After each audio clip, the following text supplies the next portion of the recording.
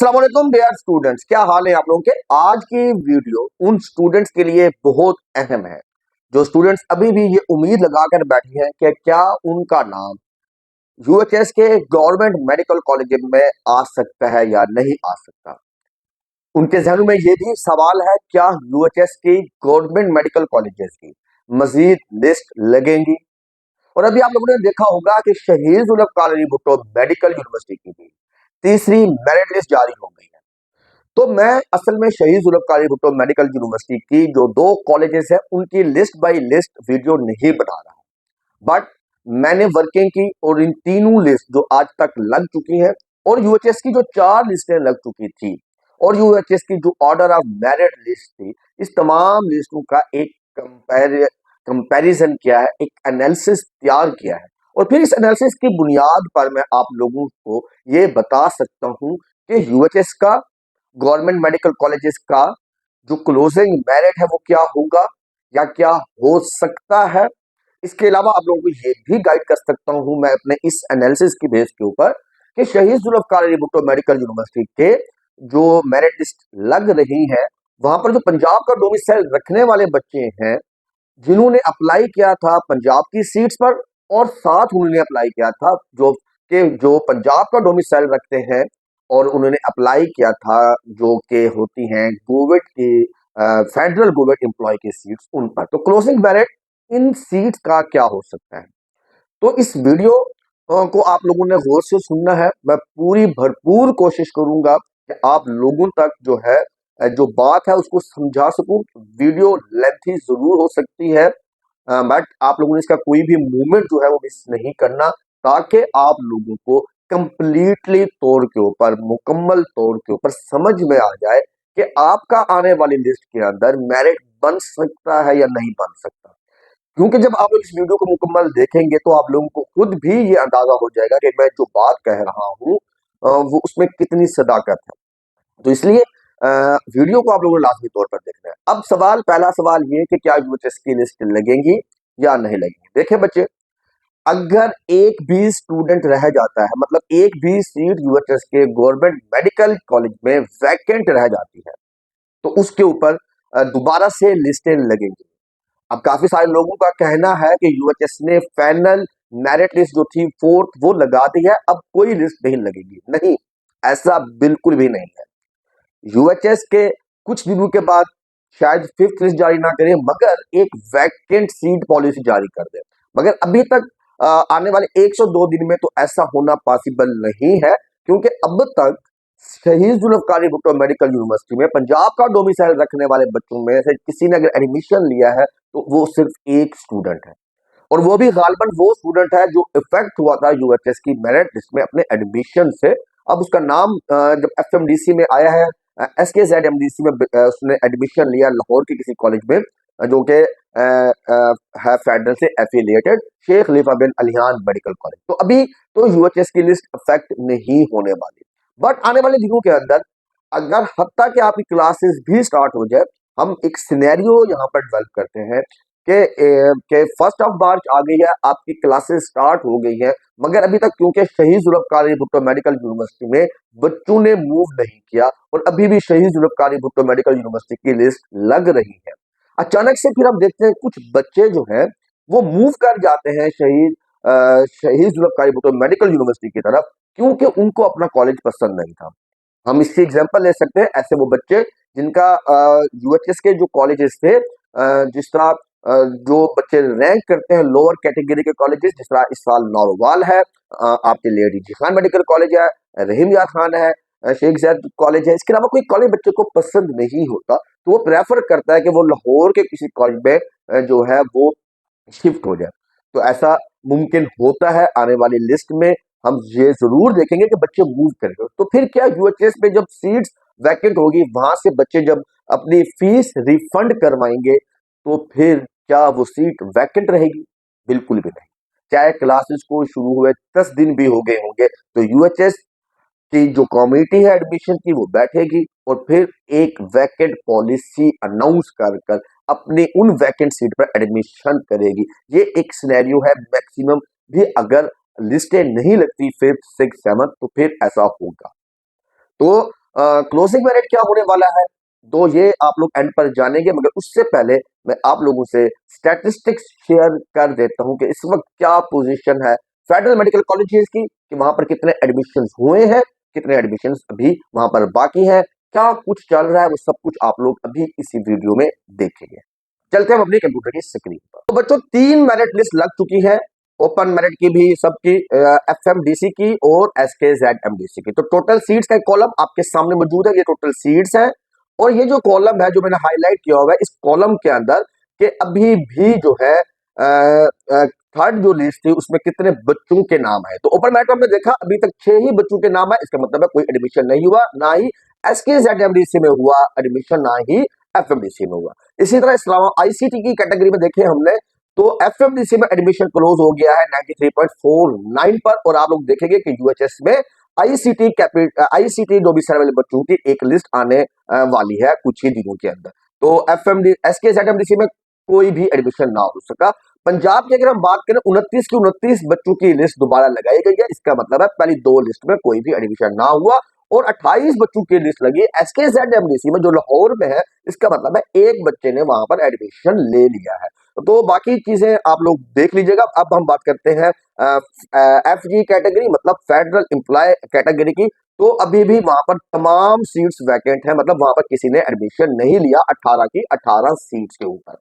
तो अब मैं एनालिसिस आपके साथ शेयर करता हूं। मैं अब आपके साथ वो एक लिस्ट शेयर कर रहा हूं, ये वो लिस्ट है जिसके अंदर मैंने यूएचएस के बच्चों को कंबाइन किया है शहीद जुल्फकार अली भुट्टो मेडिकल यूनिवर्सिटी के बच्चों के साथ। तो ये लिस्ट आप लोग गौर से अगर देखें कि अगर एक स्टूडेंट है उजैर अहमद जिसका यूएचएस में मेरिट पोजीशन नंबर 12 था, उसका एफएमडीसी में मेरिट पोजीशन नंबर 1 था, और ये जो मैंने 6 बच्चे इस वक्त आपको जूम करके दिखा रहा हूं, ये 6 के 6 बच्चे जो थे ये एफएमडीसी की पहली लिस्ट में ओपन मेरिट की कैटेगरी पे सिलेक्ट हुए, और ये रैंक नंबर यूएचएस का 83 तक था। उसके बाद फिर हमने देखा हानिया जबीर, और ये जो बच्चे मैंने लाइट येलो में हाईलाइट किए हुए जितने भी आपको नजर आ रहे होंगे, ये पहली लिस्ट की ओपन मेरिट की कैटेगरी में थे। फिर इसी तरह हम आगे चलते हैं तो फिर एक और दूसरी लिस्ट लगी कुमैल अकबर से, ओपन मेरिट की सीट थी, तो वहां पर ये 6 बच्चे आए एफएमडीसी में। फिर उसके बाद महबूब सलीम, रिदा अकरम, ये जो बच्चे थे जो मैंने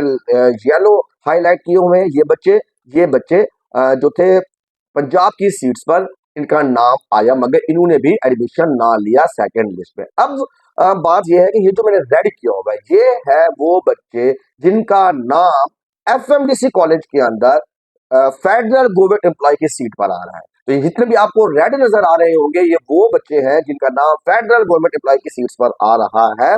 तो इस तरफ आगे चलते हैं तो तीनों लिस्ट का अगर मैं मुआवजा करूं तो 128 एफएमडीसी की जो प्रोविजनल लिस्ट थी वहां तक हमने देखा 128 आशिफ महमूद भट्टी तीसरी लिस्ट में सिलेक्ट हो चुका है, और उस बच्चे का रैंक यूएचएस में है 1133 तक।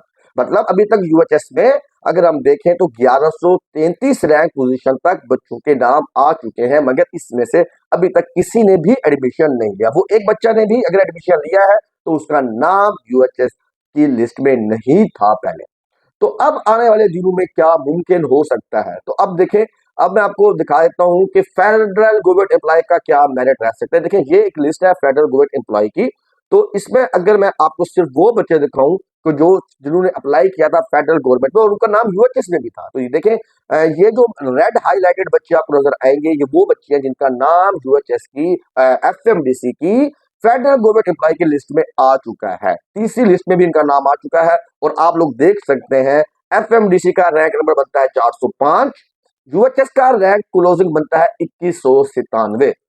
तो एडमिशन कब बढ़ेंगे, जब ये रैंक पोजीशन पहुंचेगी तकरीबन 3262 तक। अगर अब हम इसको मजीद इसको नीचे लेकर चलते हैं 3262 तक, तो आप लोगों को एक बात क्लियर हो जाएगी। ये देखें 3268 वाला जो स्टूडेंट है, यहां से जो है ये जो मैंने बच्चे हाईलाइट किए हैं 113 से लेकर 123, मतलब ये वो बच्चे हैं जो एफजीई की सीट पर जो अप्लाई किया हुआ इन्होंने एफएमडीसी में, मतलब फेडरल गवर्नमेंट एम्प्लॉय की सीट के ऊपर, उनका यूएचएस में रैंक बनता है, आपके सामने है उनके रैंक पोजीशन 3254 है, 3268 है, और इसी तरीके से 3372, 3379, तो इससे भी आगे जाएंगे ये 9 बच्चे 7 बच्चे इससे भी आगे जाएंगे, तो तकरीबन जो है 132 तक मैं अगर कहूँ तो यहाँ तक जाएगा। और जिस बच्चे का यूएचएस के मुताबिक 3465 था और वो जो है एडमिशन सिक्योर करने के काबिल हो सकता है,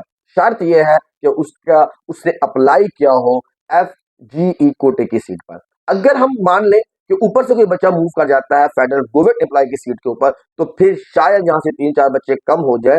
और तो फिर मैं ये कह सकता हूँ, अगर मैं सेफली ये बात कहूँ, कि जिस बच्चे का यूएचएस की रैंक पोजीशन नंबर 3400 तक था और उसका पास जो है वो फेडरल गवर्नमेंट एम्प्लॉय के कोटे के सीट पर उसने अप्लाई किया था, तो उसका नाम आ सकता है। और वो बच्चे होपफुल रहे जिनका एफएमडीसी की लिस्ट में, मतलब शहीद जुल्फकार अली भुट्टो मेडिकल यूनिवर्सिटी की फेडरल गवर्नमेंट एम्प्लॉय की सीट्स में अगर 130 तक भी रैंक था, तो वो होपफुल रहे, उनके नाम आने के चांसेस अभी भी बरकरार है, नाम आ सकता है। अब हम बात कर लेते हैं ओपन मेरिट की सीट के ऊपर, जिसपे काफी ज्यादा बच्चे जो हैं वो शामिल है इसमें। तो हम उसको अब देखते हैं कहां तक आखिर ये मेरिट जा सकता है। अगर मैं इसको जो है स्क्रॉल डाउन करूं और उसको लेकर चलता हूं एफएमडीसी की जो मेरिट नंबर पोजीशन है 892। देखिए, अब इस बात को समझिएगा कि आपको पता होगा यूएचएस का क्लोजिंग मेरिट हुआ था 3262 तक। उसके बाद 3263 वो स्टूडेंट जिसका एफएमडीसी के अंदर नंबर है 892। यहां से ही असल गेम शुरू होने वाली है कि इन बच्चों के नाम अब आएंगे आने वाली लिस्टों में। देखिए, ऊपर वाले जो बच्चे हैं उन्होंने तो यूएचएस के कॉलेजेस चूज कर लिए हैं। अगर वहां से कोई बच्चा मूव करता है तो फिर उनका नाम यूएचएस के कॉलेज में आएगा। और अगर इन बच्चों ने एफएमडीसी में भी अप्लाई किया हुआ था, मतलब एसकेजेडएमडीसी में अप्लाई किया हुआ था, तो इनके नाम आने के चांसेस रहेंगे। अब जो है मैं ये कह सकता हूं कि इस पॉइंट से अगर मैं आगे चलता हूं, 70 स्टूडेंट्स, 58 सीट्स होती हैं इसकी पंजाब की, और 12 सीट्स ओपन मेरिट की, तो टोटल 90 स्टूडेंट्स हो गए। तो इसको अगर हम नैरो डाउन करें 70 स्टूडेंट को तक अगर लेके चले हम, ज्यादा भी अगर हम मोहतात रहे तो 70 तक, तो मैं ये कह सकता हूं कि यूएचएस में अगर किसी बच्चे का रैंक 3357 है और शर्त यह है कि उसने अप्लाई किया हुआ था फेडरल के मेडिकल कॉलेज में, तो फिर उसका नाम या तो फेडरल के किसी कॉलेज में आएगा या फिर यूएचएस के किसी कॉलेज में इंशाअल्लाह ताला लाजमी तौर के ऊपर आएगा। तो ये लिस्ट आपके सामने है। सेम बच्चे होते हैं हर जगह अप्लाई करने वाले। और इसी तरह अगर इसको 10 बच्चे और अगर काउंट कर लें तो हम ये भी कह सकते हैं कि एफएमडीसी की जो मेरिट लिस्ट का क्लोजिंग मेरिट हो सकता है वो तकरीबन 970 रैंक तक हो सकता है। यूएचएस का 3370 रैंक पोजीशन तक भी हो सकता है। और जो कि एफजी कोटे की सीट्स पर है उनका क्लोजिंग मेरिट तकरीबन 130 स्टूडेंट्स तक भी हो सकता है पड़ा।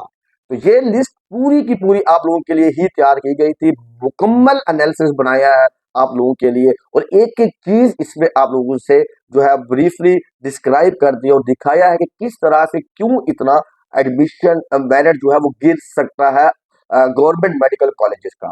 तो डियर स्टूडेंट्स, अभी आप लोगों ने स्टैटिस्टिक्स देखे जो कि मैंने आप लोगों के सामने रखे।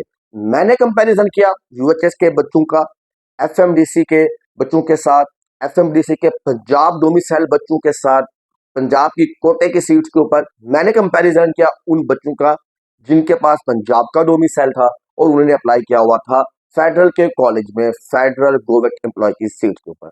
अगर मैं आप लोगों को समझा सकूं तो मैं फिर से रिपीट कर देता हूं कि ऐसा वो स्टूडेंट जो यूएचएस के क्लोजिंग रैंक अगर उसकी बात करें उसका तकरीबन 3350 तक भी उसका अगर नंबर है, और शर्त यह है यहाँ पर कि उसने शहीद जुल्फकार अली भुट्टो मेडिकल यूनिवर्सिटी के किसी भी कॉलेज का अप्लाई किया हुआ हो, तो उस बच्चे के एडमिशन होने के जो चांसेस हैं वो 99.9% है।